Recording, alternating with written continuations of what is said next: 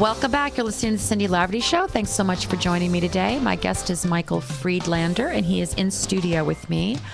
I want to let you know that the show obviously is live from 10 to 11 on Fridays with replays on Saturday at 2 p.m. and Sunday at 8 a.m. and that's all Pacific time, so you can listen there. And you can also listen to the show will be posted on my blog later on today at crntalk.com, and you can just look for Cindy Laverty there and listen away. Okay, Michael, we have just about 4-5 minutes left, and we were talking about developing our negotiation skills. Can you learn this? Is this a skill you can learn? No, I think you can. Yeah, I think you can. But again, I think it starts with knowing you're in a negotiation. So how do you know that? Well, my argument is that whenever anyone is trying to persuade you to do something, or you're trying to persuade someone to do something, you're in a negotiation.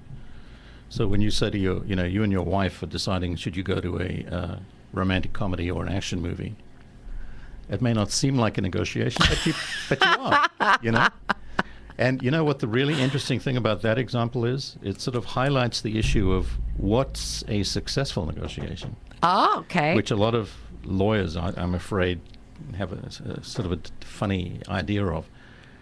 If you land up at that romantic comedy which you hate, and she loves, you land up at that action movie which you love and she hates. The question is, who succeeded in that negotiation? And the answer is nobody. Nobody. Because you're going to have a crappy time that night. Right. Okay. She's going to be mad at dinner. Right. You'd have been much better off going to dinner.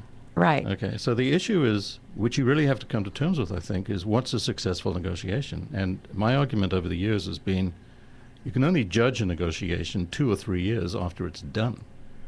Because if you're in litigation a year later, that obviously wasn't a good negotiation. Right. Okay. So, for lawyers, a lot of lawyers believe that a successful negotiation is when you sign the document. Because for them, it is. Right. They've won. But from a business perspective, it isn't. Okay, so school's back in session. College students have returned, and they're starting off there. Some are there for the first time. Some are wrapping up. Some are in grad school. What do you think colleges and universities should be teaching in addition to all the lovely, enlightened subjects that they're all learning today? They should be teaching their kids not to cheat. Okay. They should be saying that you think that's all? I think that I mentioned to you before that we face these 3 crises: the crisis of pervasive cheating, the crisis of corruption, and the crisis of people who look the other way when people cheat. Right. All of the that comes down to cheating on your girlfriend too, right? Everything. Yeah. Everything. Every major problem we face with lately has been because of somebody's been cheating. Yep. And I think that there's not enough emphasis placed in the schools on being honest. And really understanding what that word means. Yes, and why you have to be honest. That's really important. I mean, it makes it so much easier to sleep at night, I can honestly say that. And this idea of putting your cheating policy in the school handbook next to the dress code is nuts. Right. Who's going to take that seriously? Do you think we should have a class in school that teaches values based on some of the great philosophers, values that we can take through life?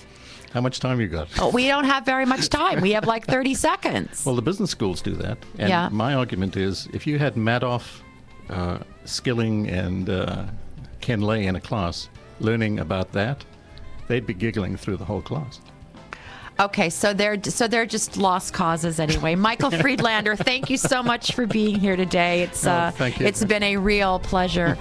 I hope you all have a fabulous Labor Day weekend. Take it easy, relax. It's Labor Day, so you're not supposed to be working. So take it off, spend time with your family. I'm out of time. Thanks for joining me. I'm Cindy Laverty. Until next time, take good care.